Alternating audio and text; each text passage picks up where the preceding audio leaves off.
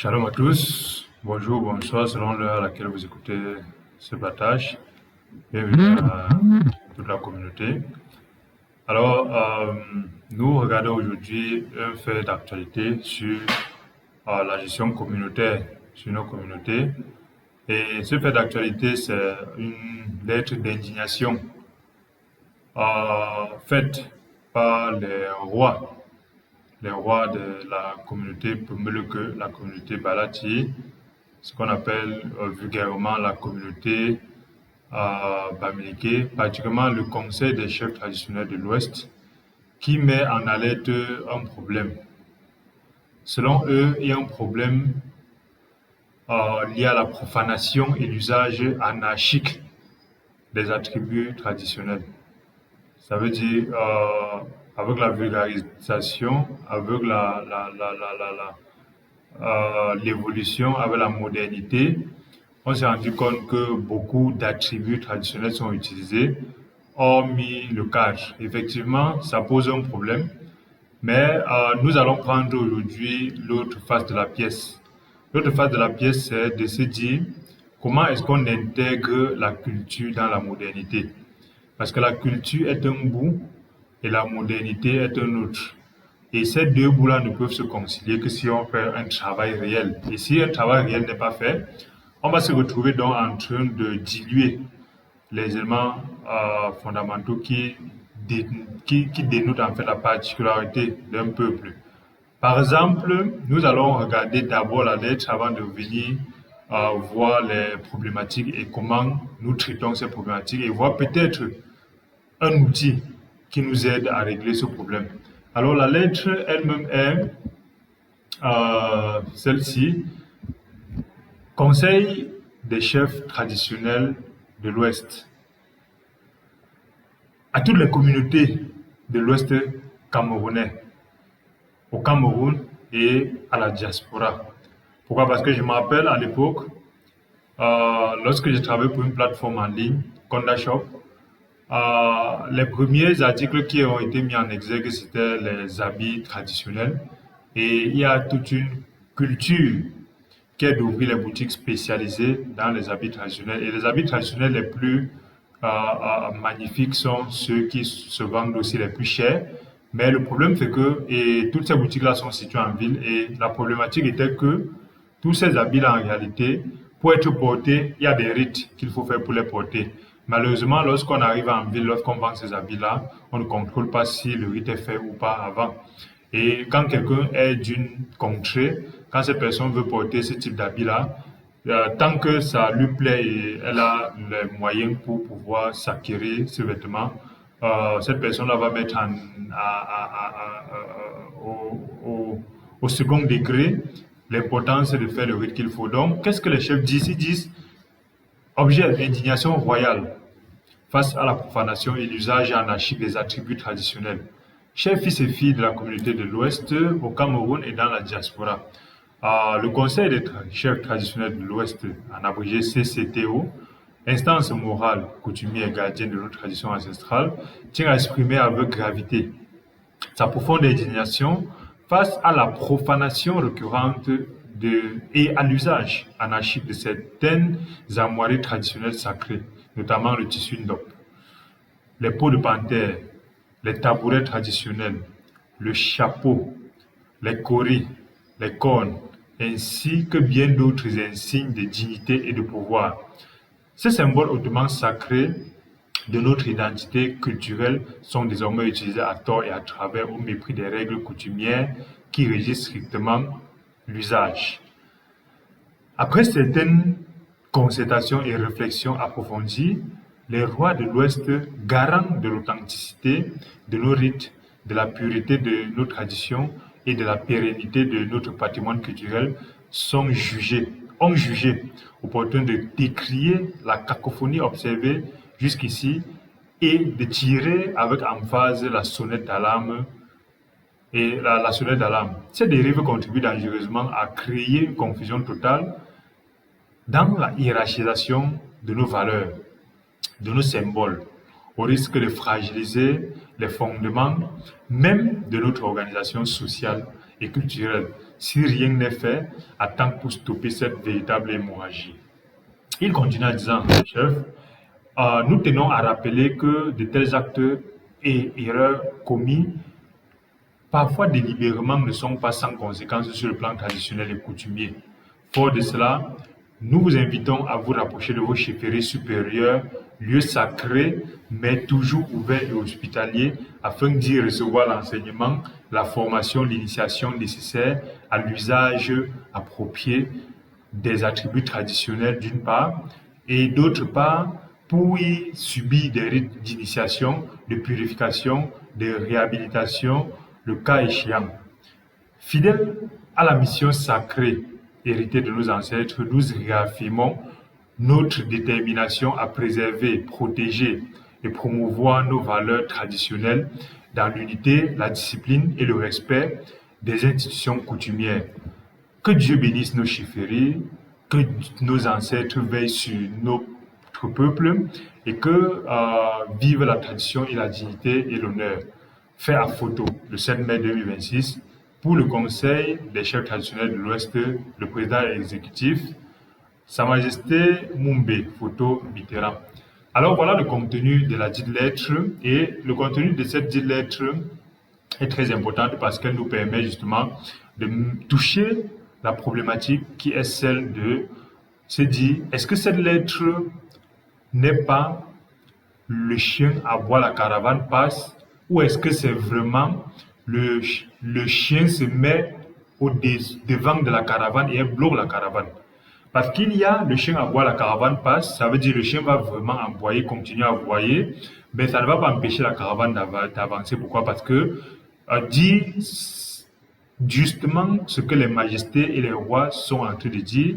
Parce qu'à l'Ouest, il n'y a pas de chef, c'est en réalité des majestés, ce sont des rois. Le chef, c'est l'aspect péjoratif que le blanc a mis pour retirer la valeur de ces rois-là et faire d'eux juste des chefs. Un chef n'est pas un roi. Un chef, c'est quelqu'un qui a notre chef au-dessus.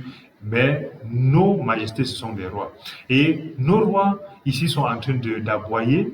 Mais la question est de se dire, est-ce que leur aboiement, nous ne parlons pas du sens péjoratif, mais est-ce que les cris lancés par les majestés, ce sont des cris qui vont juste accompagner la caravane qui est en train de passer, ou ce sont des cris qui vont stopper la caravane?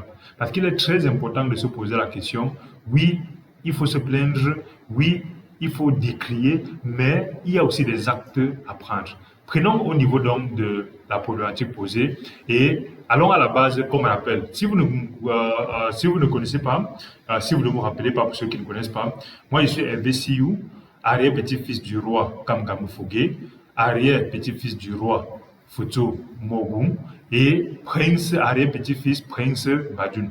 Et de ce côté-là, je peux dire que de la tradition, j'ai eu la double chance de naître au village de Gangdio au village. Donc je ne parle pas de la tradition comme quelqu'un, un occidental ou un jeune qui allait en ville et il vient juste rentrer chercher la... Non, c'est de la tradition que je suis allé dans la modernité et c'est pour ça que nous pouvons voir de cette façon-ci et pouvoir alerter aux majestés et à nos frères qui sont en train de faire justement ce que décrit les majestés, que tout le monde, tant du côté des majestés que de nos frères, doit corriger le tir. Si on ne corrige pas le tir des deux côtés, on va juste se jeter les pierres. On va revenir donc au niveau, le problème du fond étant posé, on va revenir au niveau de la forme du message. Dans la forme, nous ne pouvons pas dire que à la base, nous avons quelque chose à redire sur la lettre. Mais je me mets maintenant du côté d'un jeune moderne en ville qui aime sa culture, qui aime sa tradition, mais qui lit cette lettre. Quand il lit cette lettre, on dit indignation royale face à la profanation et l'usage anarchique des attributs traditionnels. Les gens qui sont censés garder la tradition sont indignés. Exactement comme le gardien d'une banque qui se retrouvait indigné parce qu'on est venu braquer la banque et on a pris tout l'argent. C'est d'abord la compréhension qu'on devait voir. Les gardiens du temple se retrouvent indignés qu'on ait profané le temple. Ça veut dire qu'il y a un problème dès l'entrée du sujet. On continue. Chers fils et filles de la communauté de l'Ouest au Cameroun et de la diaspora, Le Conseil des chefs traditionnels de l'Ouest, instance morale, coutumière, gardienne des traditions. Vous vous plaignez qu'on a piétiné les traditions, mais ils font passer ou pour piétiner alors qu'il y a des gardiens de la tradition. Ça veut donc dire que justement, à un moment donné, nos chères majestés, gardiens de la tradition, doivent justement, hormis rester sur le trône, ils doivent mettre sur pied des mécanismes consensuels pour que leur garde soit efficace. Il ne faudra pas juste prendre la position autoritaire qui sied, mais il faut aussi faire l'ensemble d'actions de cohérence qui permet justement de protéger et de sécuriser la tradition pour qu'il n'y ait pas de profanation. Et ils disent qu'ils tiennent à exprimer avec gravité la profonde indignation face à la profanation récurrente et l'usage anarchique de certains envoyés traditionnels sacrés, notamment le tissu d'homme, les peaux de panthère, les tabourets traditionnels, le chapeau, les corées, les cornes, ainsi que bien d'autres insignes de dignité et de pouvoir. Prenons juste à ce niveau-là. Ce que nous pouvons savoir à partir de l'aspect ésotérique primaire, il y a plusieurs niveaux d'ésotérisme dans la culture et dans la tradition des Balati ou des Peumeleke ou ce qu'on appelle les Bamliki. Il y a plusieurs niveaux, mais le niveau primaire c'est quand même de dire que le tissu Ndop est un tissu qui se porte par un certain type de personnes. Nous autres, par exemple, nous portons le tissu Ndop parce que nous sommes des petits-fils de rois. Nous avons le sang royal. Par défaut, donc, nous avons le droit de porter le Ndop. Mais quelqu'un qui n'est pas de sang royal doit pouvoir traverser un ensemble de rites qui lui donnent la possibilité de pouvoir porter le tissu Ndop. De telle sorte que, si on me demande ce Ndop que tu portes, pourquoi tu le portes, je vais le dire parce que j'ai le sang royal, arrière-petit-fils de roi et de guerriers conquérants. Mais une autre personne pourrait donc dire, oui, certes, je n'ai pas le sang royal, mais c'est parce que j'ai traversé telle étape, telle initiation, je suis dans telle danse, dans telle confrérie, que ça me donne donc l'autorisation. Mais les autres qui portent donc sans être le sang royal ou sans avoir traversé ces confréries-là, doivent donc pouvoir justifier pourquoi ils portent. Mais ces trois possibilités ne peuvent être mises en exergue si et seulement si les majestés prennent la peine de former la jeunesse. Parce que c'est bien beau de te dire, on est censé savoir. Mais les gens qui sont quittés du village, en étant même au village, ils n'étaient plus dans leur tête. Même, prenons le jeune enfant. Le jeune enfant né aujourd'hui, il n'a pas la tête dans le village, il a la tête dans la maternelle, dans la CIL. Après, il a la tête dans le CPE. Après le CPE, il a la tête dans le BPC. Sa tête au quotidien, c'est dans le probatoire, dans le bac. Après le bac, fait je vais aller dans quelle université. Et dès que le bac arrive, il se retrouve en train de sortir du village. Soit pour aller dans une université hors du village, soit pour aller en ville. Et pour d'autres, les plus malchanceux, c'est pour aller hors du pays, en Chine, en Occident, et ainsi de suite. Et c'est comme ça qu'en réalité, malgré le fait qu'un jeune grandit au village, il ne peut pas se retrouver dans un mécanisme qui permet qu'il ait été formé à pouvoir distinguer que voilà ce qui va me permettre de me donner l'autorisation de porter le Ndop ou pas. Et si les majestés ne font pas donc ce travail de formation, ils ne peuvent pas après accuser ce jeune-là qui, par amour du village, va se rendre compte que j'ai grandi au village, voilà, je suis à l'extérieur, j'ai les possibilités, mais j'ai ma culture. La première chose qui va l'attirer à sa culture, ce n'est pas la bonne bouche de la majesté, c'est d'abord le tissu Ndop que lorsqu'il va porter, il va avoir donc la sensation d'appartenir à la culture. Et si on n'a pas fait le travail de l'éduquer sur le tissu Ndop, ce n'est pas sa faute d'aller acheter le tissu Ndop pour se sentir de sa culture et de sa tradition. Donc c'est pour ça donc que nous pensons et nous proposons que les majestés puissent mettre sur pied des mécanismes de formation concrets et des mécanismes de formation qui ne sont pas ceux de dire venez au village, on vous forme. Un village qui pense que ce n'est qu'au village qu'il va donner les messages, c'est ça. Heureusement que beaucoup de chefs de l'Ouest ont compris ça. Ils passent le temps en ville. Ils ont des représentants dans toutes les villes. Ils ont des représentants dans les diaspora. Et les chefs qui ont compris certaines choses, chaque 2 ans ou 5 ans, ils sortent pour aller en diaspora pour aller rencontrer les peuples pouvoir. Parce que les gens qui ont la possibilité de changer le destin du village ne sont pas au village forcément. La plupart sont en ville Pas parce qu'il faut aller parce qu'il n'aimait pas le village, mais parce que le fait de vouloir s'en sortir. La plupart aussi sont hors du pays, c'est donc pour ça qu'il faut aller vers eux. Le village doit se déporter vers les villageois qui sont repartis partout sur terre et non dire aux villageois, venez, on vous forme. Donc c'est à vous d'aller mettre sur pied des mécanismes qui permettent que dans toutes les communautés, on puisse distinguer, distiller les informations qui, souvent, peut-être avant, on ne distillait qu'au village. Deuxième chose, la peau de panthère. La peau de panthère, c'est quelque chose, normalement, même lorsqu'un chasseur s'en va à la chasse, lorsqu'il tue la panthère, il part donner cette panthère-là au roi. La panthère est le signe de oui, certes, j'ai tué la panthère, mais la panthère est un peu comme on dit, la terre appartient au chef. La panthère, c'est un animal qui appartient au roi. Tant parce que c'est le signe de la royauté, tant parce que cette panthère-là peut être quelqu'un que le roi connaît, en termes de tutelle et ainsi de suite. Mais nous ne parlons pas de ça. Ça veut dire, en réalité, ça peut être un des administrés, un des confrères de roi et ainsi de suite. C'est donc pour ça qu'il faut lui remettre d'abord ça.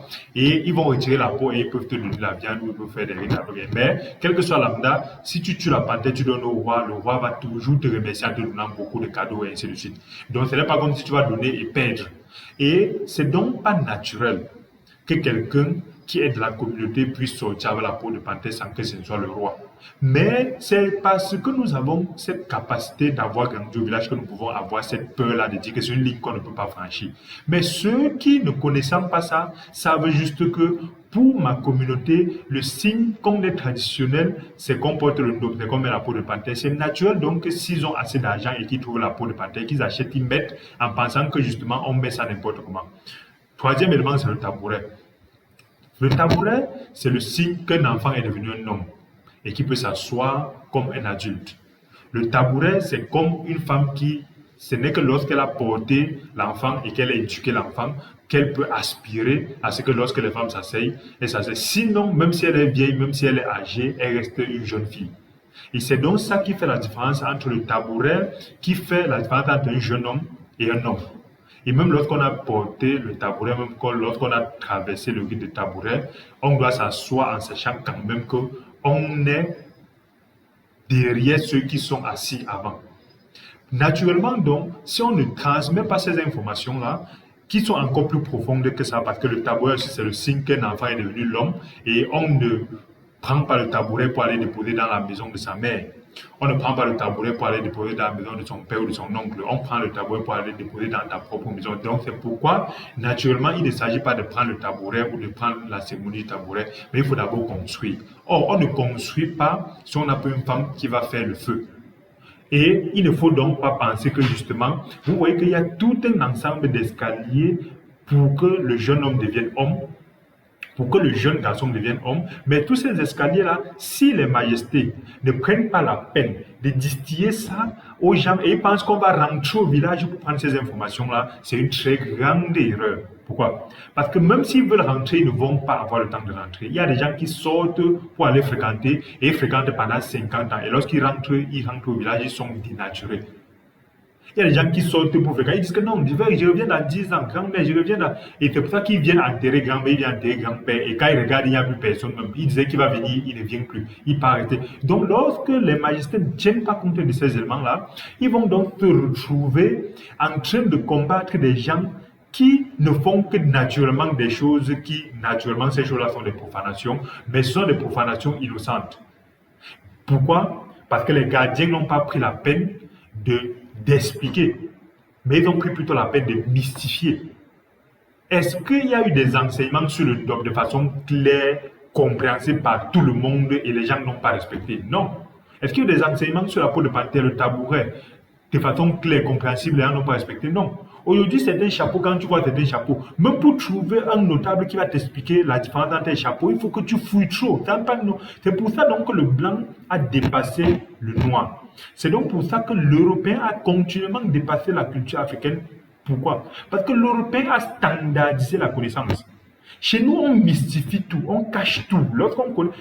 Qu'est-ce qui coûte aux gens de pouvoir expliquer clairement la différence entre les différents chapeaux de telle sorte que l'enfant connaisse? Quand le blanc connaît la différence entre quelque chose, il l'explique à partir de la maternelle jusqu'à ce qu'on monte.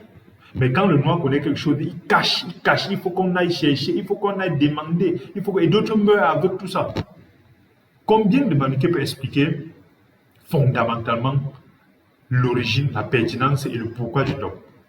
Il y a beaucoup de personnes qui expliquent, mais ils sont tellement, ce sont des exégètes.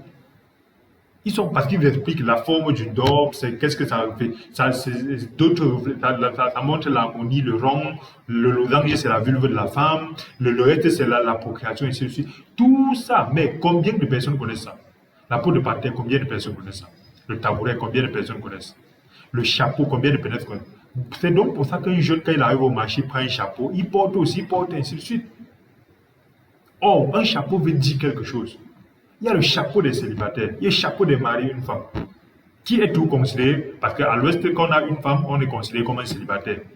Et il y a le chapeau de 2 femmes, chapeau de 3 femmes, chapeau de 4 femmes, chapeau de ainsi de suite. Il y a le chapeau de quelqu'un qui est assis sur la chaise, il y a le chapeau des successeurs, il y a le chapeau de premier-né, le chapeau des derniers-nés. Tous ces chapeaux-là, vous voyez qu'il faut aller fouiller pour qu'on vienne nous expliquer toutes ces choses-là. Ce n'est pas normal.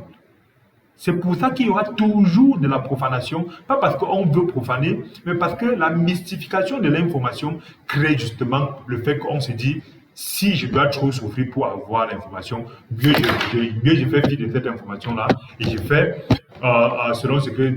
Les gens ne savent pas qu'ils veulent profaner quoi que ce soit. On parle des coris.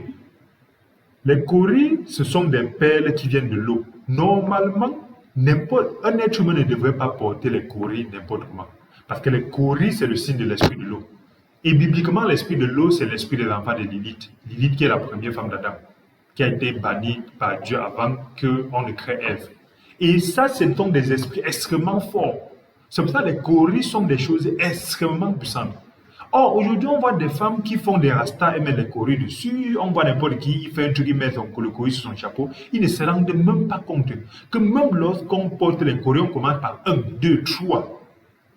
Mais si on n'enseigne pas ça aux gens, c'est naturel que quelqu'un arrive au marché, il voit un bâton avec beaucoup de coris sur ça, un habit avec beaucoup de coris sur ça, il porte. C'est naturel qu'on voit les femmes porter les coris sur leur tête. Après, elles sont obligées, elles se retrouvent en train de faire les rêves dans la nuit, on les poursuit la nuit, elles font des couches de nuit, elles n'accouchent pas, elles font le truc, parce que justement, elles ont cru que c'était une histoire d'être belle. Non. C'est une histoire de dire, est-ce que l'entité avec qui tu fais le lien à travers ce courrier-là, est-ce que tu as géré l'entité ou est-ce que tu es capable de porter l'entité-là dans ta matrice? Et c'est voilà, ce sont des choses que si on n'enseigne pas nos sœurs, c'est pour ça qu'on va se retrouver avec les femmes qui n'arrivent pas à se marier, les femmes qui n'arrivent pas à coucher, les femmes qui arrivent à porter les malédictions au village et tout ça, où elles partent en ville, elles portent les choses pour venir au village avec ainsi de suite, elles partent dans les mariages, ça ne dure pas ainsi de suite. On dit que non, c'est parce que la vie est dure. Non, non, c'est parce que justement, le manque de formation au niveau de ces informations-là a permis justement qu'on puisse faire naturellement des profanations qui ne sont pas forcément... On ne fait pas forcément ça consciemment en fait. Et les magistrats continuent, ils disent les symboles hautement sacrés de notre identité culturelle sont désormais utilisés à tort à travers. Pourquoi ils utilisent à tort à travers? Ce n'est pas pour défier la culture ou les majestés. C'est parce qu'il y a un manque de formation. Et pour que les gens se forment, on les dit allez dans les sociétés, c'est qu'elle va vous former. Allez voir tel grand historien là-bas, on va vous former. Allez voir. Comme si aujourd'hui l'être humain ne court plus derrière l'information. C'est l'information qui court derrière l'homme. Quand des gens mettent des milliards de dollars sur Facebook pour vous envoyer les informations, les gens mettent des milliards de dollars pour faire ChatGPT, Gemini, Claude, pour que tu puisses taper sur ton téléphone, tu as les informations qu'avant il fallait fréquenter 20 ans pour avoir. Pourquoi vous pensez qu'en tant que gardien de la tradition, que les choses à l'époque, il fallait avoir le doctorat pour savoir? Aujourd'hui, tu tapes sur ton téléphone, on te dit. Mais vous voulez quand même que les gens qui sont habitués à faire ça doivent aller dans les sociétés secrètes pour qu'on les explique le chapeau et les coris. C'est une très grande erreur faite par nos pères les rois. Et cette erreur-là, il faudra corriger.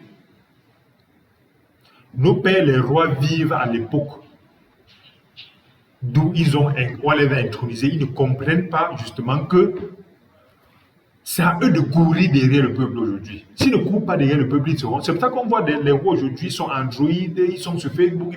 Le roi qui n'est pas sur Facebook, qui n'est pas sur les réseaux sociaux, dans quelques années va être inconnu et mis de côté tout simplement. Or, on ne dit pas qu'il faut aller là-bas pour changer la culture. Non, non. L'un des rois les plus puissants de l'Ouest, Sékou Ramo,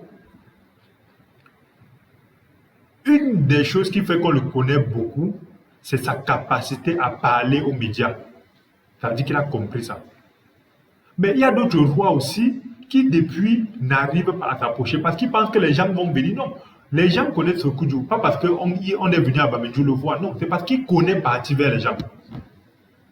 Il faut donc que les majestés apprennent à aller vers les gens pour faire ce qu'on appelle l'éducation culturelle et traditionnelle. Aujourd'hui, il faut trop chercher pour avoir les informations. Et toutes ces limites-là découragent les gens. Et après, on dit, après constatation et réflexion approfondie, les rois de l'Ouest garants de l'authenticité des rites et purité de nos traditions, purité des patrimoines traditionnels, ont jugé opportun de décrier la cacophonie observée et de tirer la sonnette d'alarme. Non, il ne faut pas tirer la sonnette d'alarme, il faut prendre des actions concrètes permettant qu'on puisse régler le problème. Il ne faut pas tirer la sonnette d'alarme. Un gardien ne tire pas la sonnette. On ne peut pas mettre un gardien avec les armes traditionnelles, spirituelles, devant le temple, de garder que les bandits n'entrent pas. Et à l'heure là, quand les bandits sont entrés, ils tirent l'alarme, ils tirent la sonnette d'alarme. Ça ne se fait pas. C'est donc pourquoi le policier qui est devant une banque a une arme, parce qu'on dit qu'on ne veut pas que lorsque les bandits viennent, tu appelles le poste de police. On veut que tu tires sur eux. Et tirer sur eux, c'est tirer sur l'ignorance. Parce qu'il ne faudra pas que les majestés savent seulement dire que non, on va maudire les gens, on va critiquer, on va faire ceci, on n'a pas respecté le chef. Non. Le respect lorsqu'on éduque quelqu'un, la personne respecte automatiquement. Posez-vous la question, pourquoi les enfants respectent beaucoup leurs enseignants? Tout le monde respecte son maître, son prof. Pourquoi on sacralise les enseignants? Parce qu'on respecte toujours la personne qui nous éduque. Mais si les rois n'éduquent pas le peuple et ils veulent seulement que le peuple puisse rester dans un système de faites ce qui est bien sans qu'on ne vous éduque, les gens n'ont plus ce temps-là. Et donc, on dit que ces dérives contribuent dangereusement à créer des confusions. Oui, la confusion, c'est le manque d'éducation à nos valeurs et nos symboles, au risque de fragiliser les fondements même de l'organisation sociale. Et oui, c'est toujours le manque d'éducation. Et tenons à rappeler que de tels actes, erreurs commis, parfois délibérément, ne sont pas sans conséquences sur le plan de la vie. Oui, effectivement, mais à un moment donné, quand ils vont lancer leur jour, quand ils vont pouvoir jurer devant les ancêtres, ils vont jurer de je ne connais pas et ça va vous prendre. Lorsqu'un enfant arrive à faire une erreur, à un moment de jurer, quand il jure que je ne connais pas, ça prend le parent qui était censé lui dire.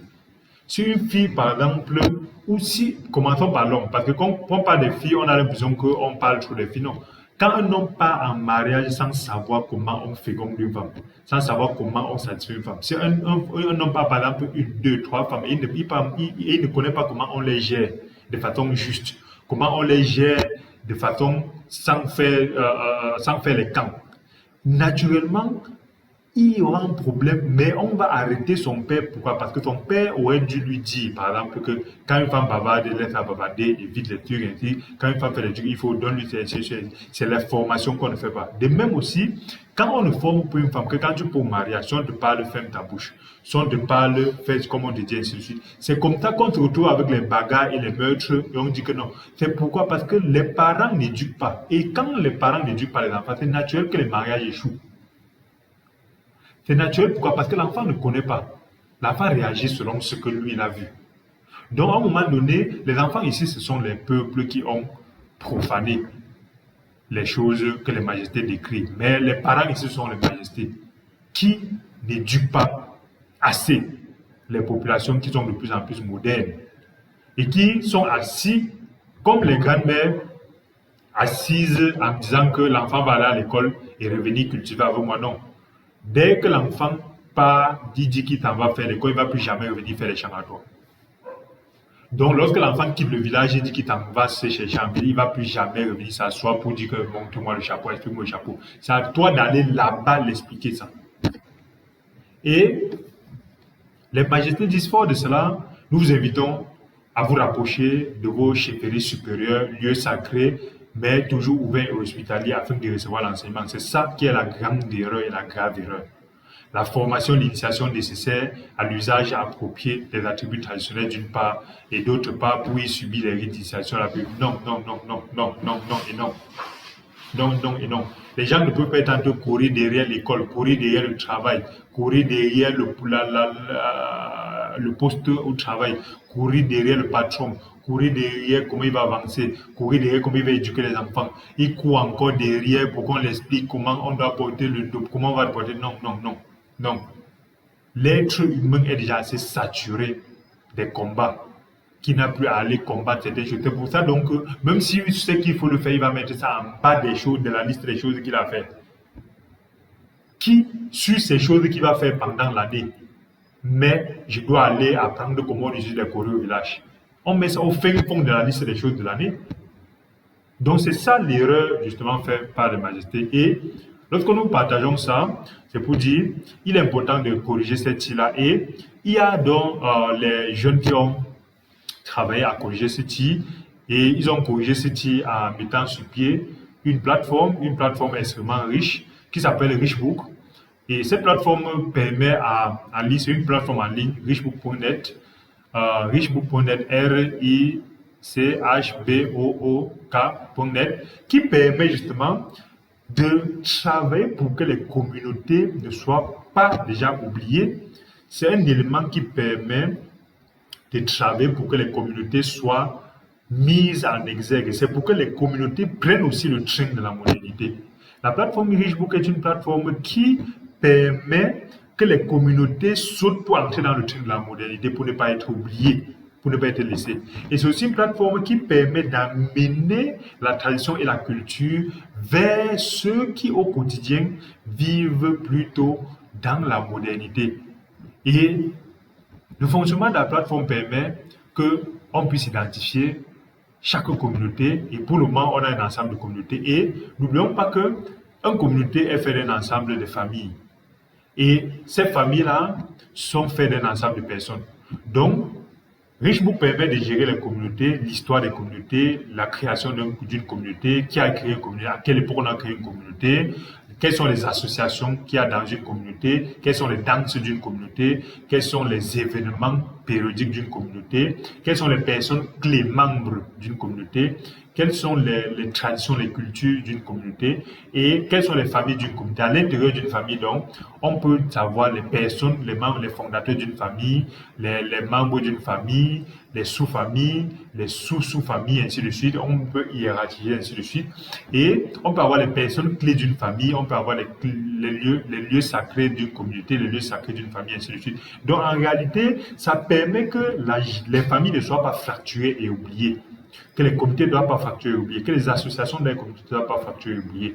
Et ça permet vraiment de pouvoir régler donc ce problème d'amener aux gens les informations. Donc les magistrats, à travers ces plateformes, promeuvent donc les articles du genre dans telle communauté, voilà comment la communauté fonctionne avec l'utilisation du chapeau. Dans telle communauté, voilà comment la communauté fonctionne avec l'utilisation des corées. Voilà quels sont les rites qu'il faut pour avoir telle chose, par exemple, et ainsi de suite.